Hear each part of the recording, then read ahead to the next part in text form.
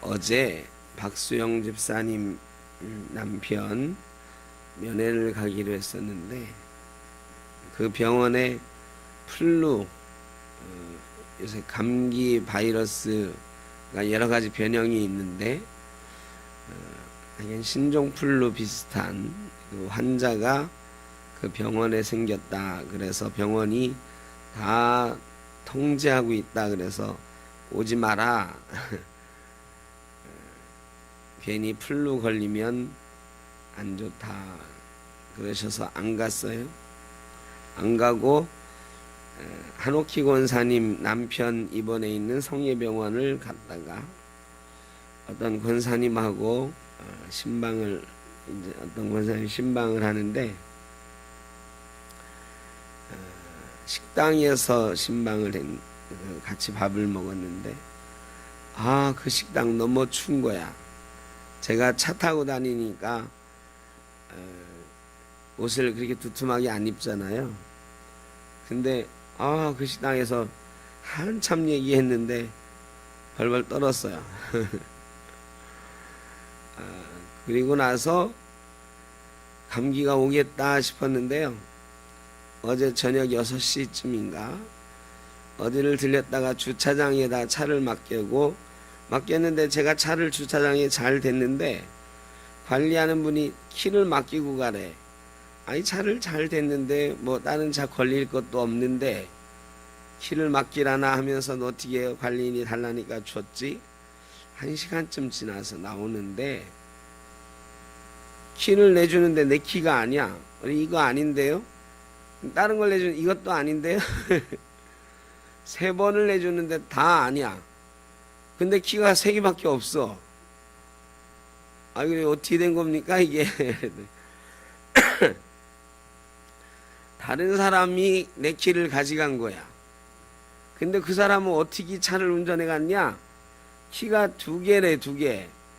그래가지고 요즘은 뭐 이렇게 돌리는 게 아니고 가서 누르는 거니까 자기 주머니에 다른 키가 또 있으니까 그냥 받고 주머니에 넣고 또 다른 키도 있으니까 시동 걸려서 간 거예요. 그래가지고 쇼를 냈습니다. 그 사람이 산 물건 전표를 가서 찾아가지고 거기에 BC카드에 전화해서 그 번호 알려주고 그 사람한테 직접 또 번호는 안 알려줘. 그 사람한테 전화해달라고 그래서 한 1시간쯤 그래 주차장에 쇼를 했다니까요. 그러고 났더니 감기가 꼬박 걸린 거야. 아침에 일어나니까 죽겠어요. 죄송합니다. 제 변명하는 거예요 지금. 감기 안 걸리려고 노력을 하는데 이게 어제 딱 감기가 걸릴 제일 추운 날. 그래서 원래 제가 감기가 잘 걸리는데 되게 조심을 많이 하고 막 목도리도 다 하고 자고 그러는데 어제 꼬박 걸렸어요. 죄송합니다. 목소리가 조금 불편해도 양해해 주시길 바랍니다. 의식주 이 3가지 중에서 뭐가 제일 중요하냐 이런 얘기 가끔 우리가 하죠. 여러분은 의식주 3가지 중에서 어떤 게 제일 중요하다고 생각하십니까?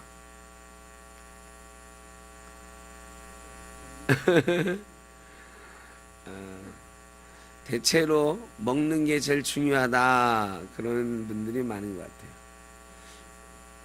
같아요. 그런데 이런 생각을 해봤어요. 왜 의식주일까? 요즘은 의식주 같지가 않아요. 식의주라든지 뭐 그렇잖아요. 옷보다는 먹는 게 더 중요하고 뭐 이런 생각이 많아. 왜 의식주가 요즘은 잘 안 맞는 것 같다. 그런데 옛날 사람들은 왜 의식주라고 그랬을까? 입는 게 제일 중요하다는 거 아니에요? 입는 게. 그죠? 의식주. 사람이 살아가는데 꼭 필요한 3가지 중에서 제일 첫 번째가 옷이다. 이거 옷. 그럼 옛날 사람들은 왜 옷을 맨 앞에 뒀을까요?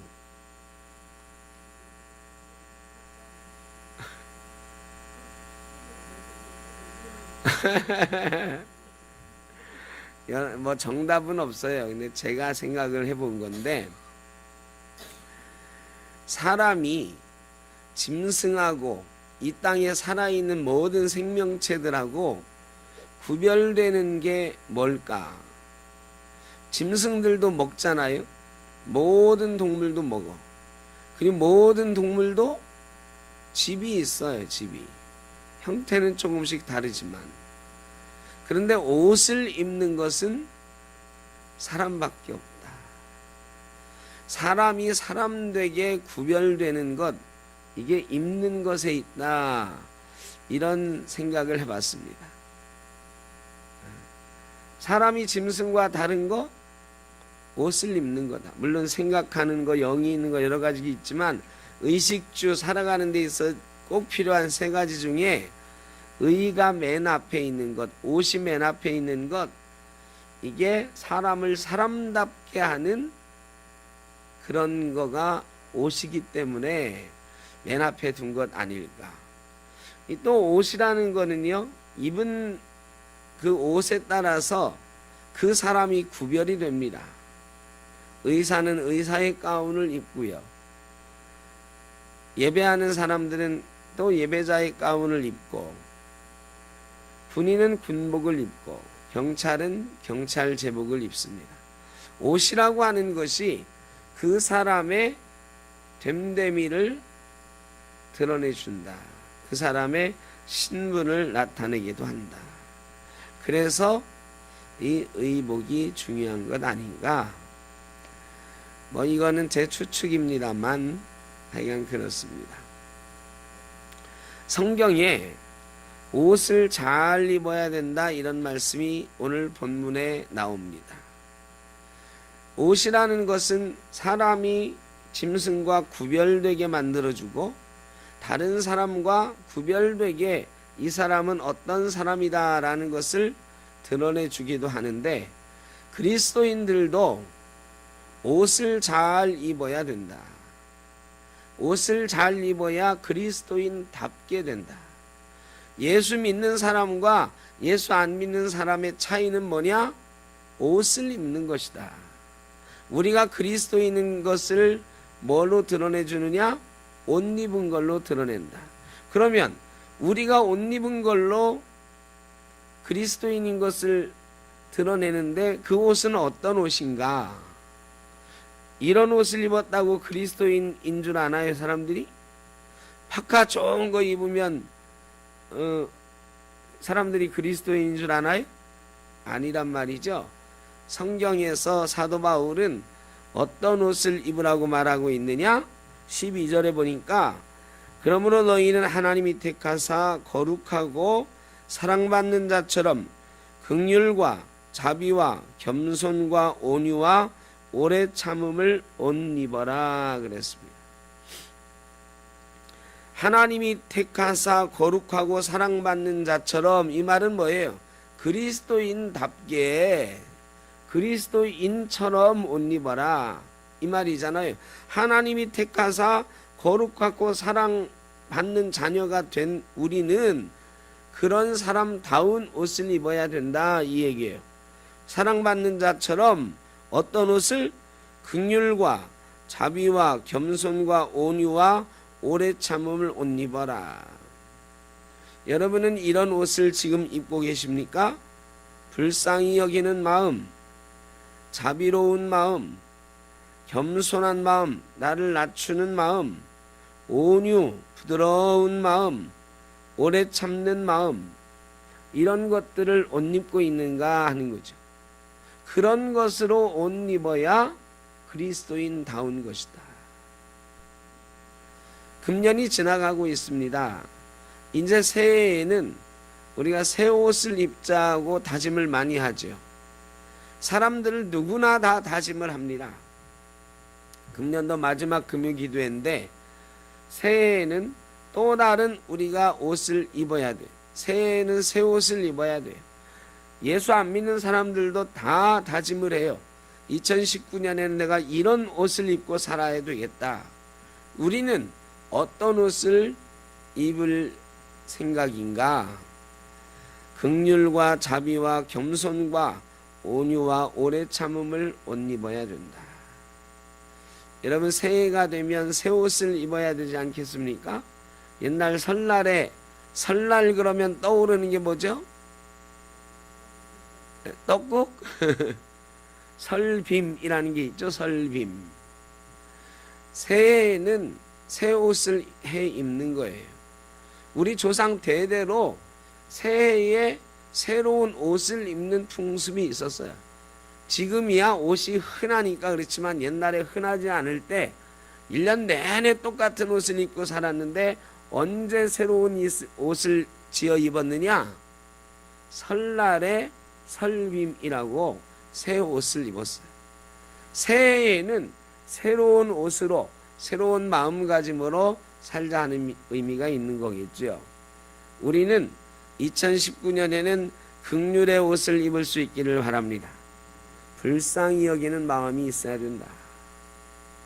여러분, 우리 주변에 있는 사람들뿐만 아니라 나를 불쌍히 여기고 내 형제를, 우리 성도들을 긍휼히 여기는 마음이 있어야 돼요.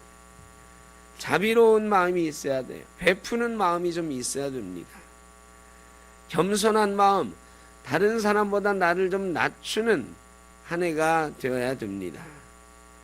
좀 부드러운 마음이 있었으면 좋겠습니다. 저도 그런데 이게 누가 무슨 말을 했을 때 욱하는 마음 버리고, 아 그렇습니까? 받아주는 마음, 부드러운 마음이 있어야 되겠다. 좀 참을 줄 알아야 되겠다. 고난도 좀 참고 내 마음에 안 드는 것도 좀 참고 우리가 합력하여 선을 이루는 공동체가 되어야 되겠다. 이게 그리스도인이 입을 옷이라 바울은 말씀하고 있습니다. 그러면 이런 옷을 입은 사람은 어떤 삶을 살게 되는가? 그 뒤에 세 가지 삶을 얘기하고 있어요. 2019년에 우리가 이런 것들로 옷 입고, 그럼 이런 것들로 옷 입으면 어떤 삶을 살게 되는가? 첫째로는 13절에 옷 입고 그랬잖아요. 오래 참을 옷 입고서 이런 삶을 살아라. 첫째, 13절, 누가 누구에게 불만이 있거든 서로 용납하여 피차 용서하되 주께서 너희를 용서하신 것 같이 너희도 그리하고 이 모든 것 위에 사랑을 더하라. 이는 온전하게 매는 띠니라. 옷을 입었으면 우리가 띠를 떼야 되잖아요. 옷 걸쳤으면 띠를 떼야 되는 거 아니에요? 그럼 온전하게 매는, 우리의 옷을 온전하게 해주는 띠는 무엇이냐? 사랑의 띠다. 사랑의 띠는 구체적으로 뭐냐? 용서하는 것이다. 여러분, 2018년도에 아직도 용서하지 못한 것 혹시 없으십니까? 아니면 2018년보다 더 오래된 일 용서하지 못한 것 혹시 없습니까? 이게 참 어려운 건데 용서해라. 2019년에는 용서하고 미움 없이 살아가라. 사랑으로 살아가라. 뭐 멀리서 볼 것도 아니고 우리 샘떡교회 안에서 우리가 서로 섭섭했던 것이나 혹은 용서하지 못할 만한 잘못을 누군가 나에게 했을지라도 새해에는 새 옷을 입고 용서하며 사랑하며 온전하게 매는 띠로 우리가 함께 엮어져가는 우리 샘떡교회 공동체가 되었으면 좋겠습니다. 두 번째는 15절에 너희는 또한 감사하는 자가 되라. 17절에 그를 힘입어 하나님 아버지께 감사하라. 이런 새 옷을 입은 사람의 두 번째 삶의 모습은 감사하는 삶이에요. 감사는요 그냥 되는 게 아니에요. 긍휼과 자비와 겸손과 온유와 오래 참음으로 옷 입어야 감사가 나온다. 우리가 2019년에는 좀 겸손했으면 좋겠다. 겸손하면 감사가 나와요. 나는 죽을 수밖에 없는 죄인이다. 여기서 감사가 나온다고 그랬잖아요. 이게 겸손이에요. 하나님 앞에 나를 낮추는 마음, 이게 있어야 감사가 나오는 것입니다. 무엇을 하든지 말에나 일에나 다 주 예수의 이름으로 하고 그를 힘입어 하나님 아버지께 감사하라 그랬어요. 모든 일에 주 예수 그리스도의 이름으로 하고 예수를 힘입어서 감사하는 거예요. 여러분, 우리가요, 내가 잘나서 목사 된 게 아니고 내가 잘나서 장로 집사 권사 된 게 아니다. 예수 그리스도 덕분에 내가 목사 된 것이다. 내가 말씀을 지금 선포하고 있는 것도 다 예수님 덕분이다. 그러므로 말씀을 선포하는 것도 예수 이름으로 선포하는 거죠. 봉사하는 것, 섬기는 것 다 마찬가지입니다. 우리가 무엇을 하든지 다 예수님 덕분에 하게 된 것입니다. 교회에서 내가 잘나서 하는 건 하나도 없어요. 다 예수님이 나를 위해 십자가 지셨으니까 하는 거예요. 그러므로 우리는 무엇을 하든지 다 예수 이름으로 하라. 예수 이름으로. 내 이름으로 하지 마라. 내 이름으로 하면 감사가 안 돼요. 왜? 내가 이 정도 할 만하니까 하지 싶거든. 근데 내 이름으로는 아무것도 할 수 없는 존재인데 예수 이름으로 내가 할 수 있게 되었으면 내가 일할 수 있는 것도 감사해요. 설교할 수 있는 것도 감사해요. 내가 찬양할 수 있는 것도 감사해요. 예수의 이름으로 하면 감사가 된다. 예수의 이름을 힘입어서 감사하라.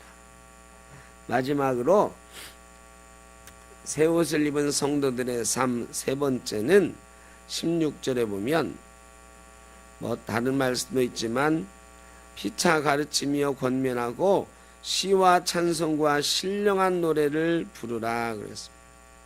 성도의 삶은 찬양하는 삶입니다. 우리가 세상 사람들하고 다른 노래를 부르는 사람들이잖아요. 그렇다고 유행가를 하나도 부르지 말라는 건 아닙니다. 그런데 세상 사람들은 일하면서 막 흥얼흥얼할 때 드라마 같은 데 보면 자기가 좋아하는 노래 막 흥얼거리면서 하고 테이프 틀어놓고 막 일하고 그러잖아요. 지내고. 그리고 귀에 꽂고 막 자기가 좋아하는 노래를 듣고 다니고. 근데 우리는 늘 어떤 노래를 읊조려야 된다? 하나님을 찬양하는 노래. 우리의 입술에 찬양이 떠나지 말게 하라. 신령한 노래를 부르라. 신령한 노래를 하면 신령한 사람이 돼. 이게 그런 거예요. 자기가 어떤 얘기를 하느냐에 따라서 얘기한 대로 되는 거거든요. 신령한 노래를 부르면 내가 계속 신령한 노래를 듣게 되고요. 신령한 노래를 계속하면 신령한 사람이 되는 것입니다. 성도가 세상 사람들과 다른 노래를 부르는 성도가 돼야 된다. 고난이 찾아왔을 때 사람들은 아이고 죽겠네 하고 입버릇처럼 말을 합니다. 요즘 어떻게 지내? 아이 죽지 못해 살지. 사람들은 그래요. 근데 성도는 그게 아니다. 고난 가운데도 하나님을 찬양할 수 있는 것이 성도다. 신령한 노래로 고난도 이기고 우리에게 닥친 여러 가지 불평 많은 세상, 불평 많은 이 삶의 조건들 신령한 노래로 바꿔나가고 이겨나가는 성도가 되라는 것입니다. 찬송하는 자에게 반드시 승리가 있는 줄로 믿습니다. 찬송으로 승리하는 성도가 되라. 2019년에 우리 금요기도회에 나오는 모든 우리 성도님들은 새 옷을 입고 긍휼과 자비와 겸손과 온유와 오래 참음의 옷을 입고 기도하며 하나님 앞에 서로를 용서하고 사랑으로 온전한 띠를 메고 감사함으로 하나님께 영광 돌리고 찬양으로 승리하는 우리 성도들 되시기를 주의 이름으로 축원합니다.